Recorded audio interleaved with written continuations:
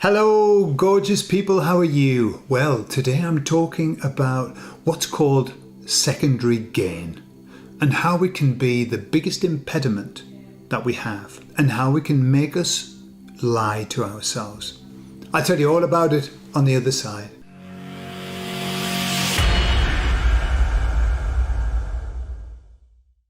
So a while ago, I had the privilege of helping somebody who was really at stage 4 of cancer of the pancreas. And they had no option but to look for alternative ways of helping themselves. And so I had the pleasure of helping this lady.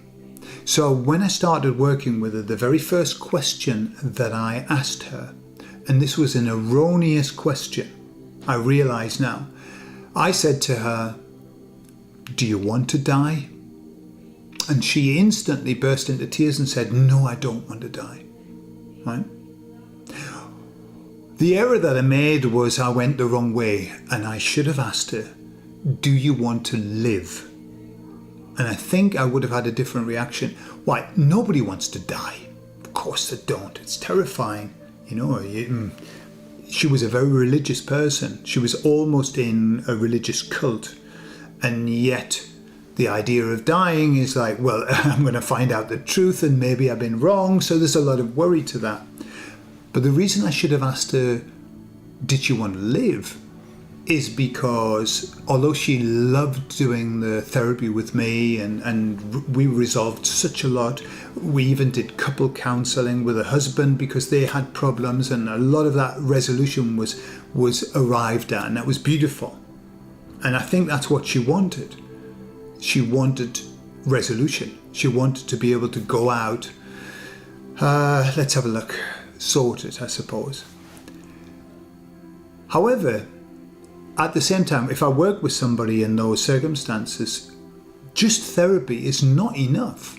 That, you know, they're in a serious place. And so what we did was we worked on a lot of protocols that have been proven to be extremely effective for what she was suffering from. Extremely effective. And so I had my protocols, and she also had another protocol that she was using. That she was investigating. And so we started to work. And each week I would say to her, "So how are the protocols going?" And she would say, "Right, well, great, I've got everything ready and I'm going to be starting soon." And then another week would pass and I'd say, "How are you going with the protocols?" "Well, I give it a try. I felt a bit funny the first time I tried it, so I'm just going to have a few days break and then I'll go back to it." And so on it went. And in the end, she didn't do any of the protocols at all. Nothing. And what came to me was that I was aware that she really didn't want to live. She didn't want to die. Terrifying, but she didn't want to live. Because if she had wanted to live, she would have taken those protocols, right? Jump forward to the other day when I was talking with my wife, and we've been doing a lot of work with castor oil. Castor oil is incredible. You've got to take a look. I mean, it's brilliant for a lot of things. Not just skin care and hair care, but for getting rid of, there's that Australian lady doctor who she talks a lot about it, using these like poultices, and stuff like that, and it can fix all kinds of things. So my wife's got this thing that she wants to work with, and she said to me, "I'm going to start using the castor oil protocol." I said, "Oh, that's great." She said, "Well, look, I've got nothing to lose." Those words stood out to me. I've got nothing to lose. Okay? And I thought, exactly right. And quite often I've thought about this, with people who have the potential to do something to put themselves right. They're given, look, this has been shown to work. And they say, okay. And they don't do it. And I don't know why. That's what they say. I don't know, maybe, but hey, it mightn't work. And I often say to them, well, what have you got to lose?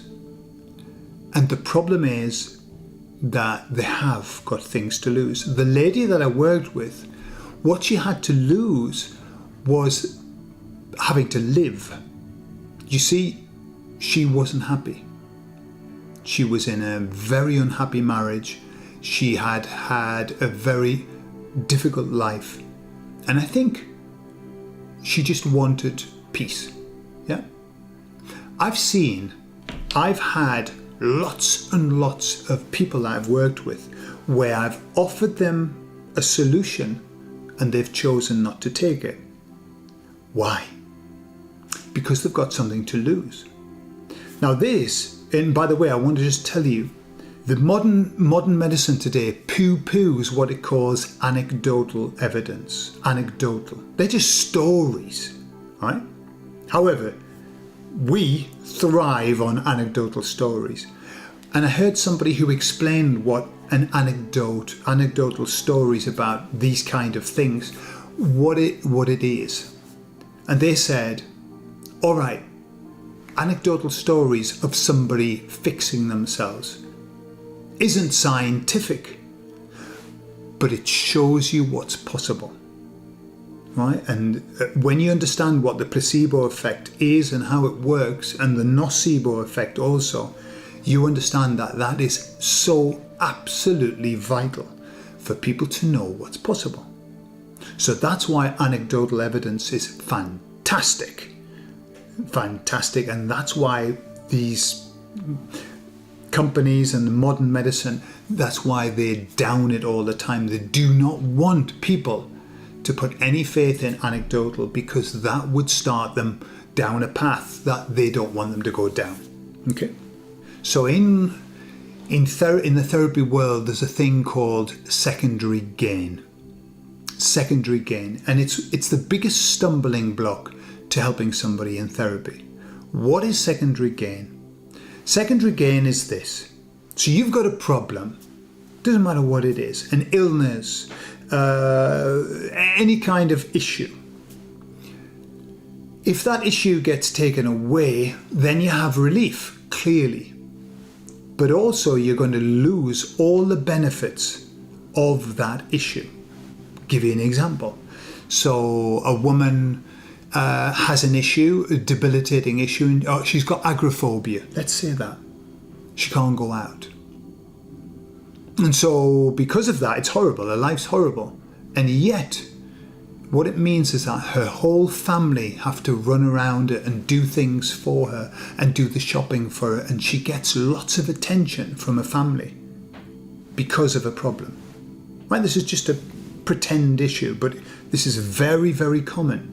And so when you propose to the lady, hey, I can show you how to get rid of that agoraphobia, she will say yes, absolutely, because consciously she believes she wants rid of it. However, on an unconscious level, the unconscious mind is aware of how much benefit she gets from the problem. This is what's called secondary gain.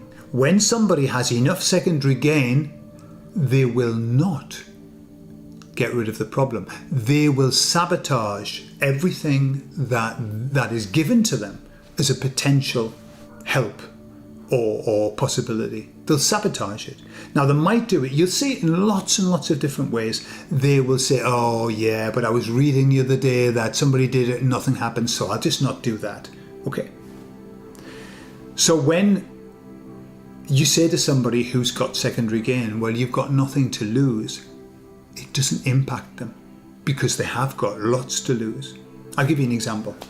If one of my children had a problem, right? Let's just say a problem that didn't seem to be, modern medicine couldn't resolve it. I know that I would do anything. I would try everything within the realms of safety, obviously. I would try anything to help that issue. I would try anything. It wouldn't be, I would have nothing to lose. Exactly like my wife said, well, what have I got to lose? Nothing, might as well give it a try. However, I remember talking to a gentleman whose son had some form of autism, okay? And I was doing therapy with him, and he wanted some advice because he knew of a process that was available that had lots of people had said that had tremendous results from. Tremendous results. Okay? But his wife was a doctor and she wouldn't let him do it. Right? And his son was quite heavily autistic, but she wouldn't allow him to do it.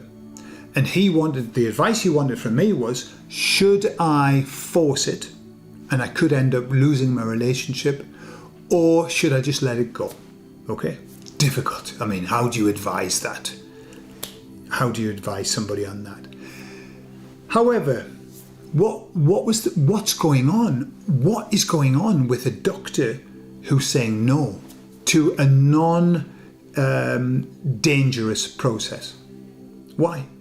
Because she's got secondary gain. What's a secondary gain? Well, I would need to talk to her to find out. But my guess is that as a doctor, if her son saw improvement through a process that had nothing to do with modern medicine, then she would then have to question everything that she believed in.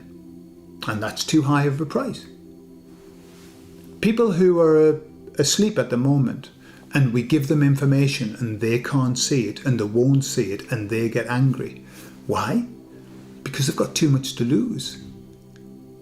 They've got too much to lose. That they're going to lose touch with their reality, their beliefs. Everything that they thought was true would go down the shithole. So that's what secondary gain is. Secondary gain is the biggest impediment to people improving themselves. So, why am I telling you this? Just because it's good to know. And it helps us understand why people don't do things to help themselves when it's clearly obvious that this could help them. But also it helps us to look at our own lives and ask ourselves, where are we not doing something? When we know that it's good for us, when we know that it would help us, what is stopping us? Well, it'll be secondary gain. So the question you ask yourself is, so what am I getting from this that's positive? Ask any alcoholic who doesn't want to admit that they're an alcoholic. What do you get from alcohol? Apart from, they know it's damaging their lives, it's damaging the body, it's probably damaging the relationship. But when they drink alcohol, what happens? They get a chance to escape all of that. They get a chance to forget all of that. They have some peace. Okay? That's their secondary gain. And the only question you've got is, which is more powerful? Which is more powerful? You see, alcoholics, the reason that they become alcoholics, the reason that they turn to alcohol is because they've got some trauma, some awful things in their life that they haven't got over. And so that's a way of escaping. And quite often you'll find that secondary gain is more important than living. Yeah. Some people are willing to allow themselves to die so that they've got that secondary gain. Smokers, exactly the same. They know what the hell's happening, and yet they keep smoking. Why? Because the benefits of smoking outweigh the loss. And that can be life as well. You know, life is cheap. We think that, we do anything to save our lives. Not the case. So the job that we've got is to look at our life and ask, where are we lying to ourselves and saying, yes, it would be lovely to stop that, but we keep doing it. And it's just because that allows us this benefit. That benefit, that secondary gain, can be worked on, but you've got to admit it first. You've got to admit it. That's the hard thing, is to admit, yeah, actually, I get more benefit from this than I do trouble. Interesting, eh? So, there you are, secondary gain. It's a bit of a bugger, and it can ruin therapy sessions, let me tell you. I love you all, and I'll speak to you all soon. Bye-bye.